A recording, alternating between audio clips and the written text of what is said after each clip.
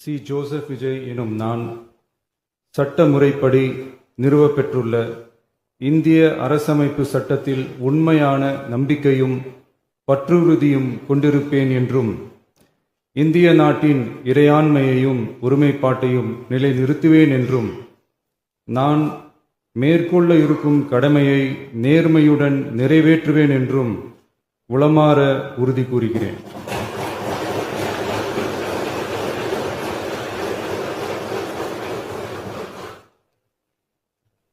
This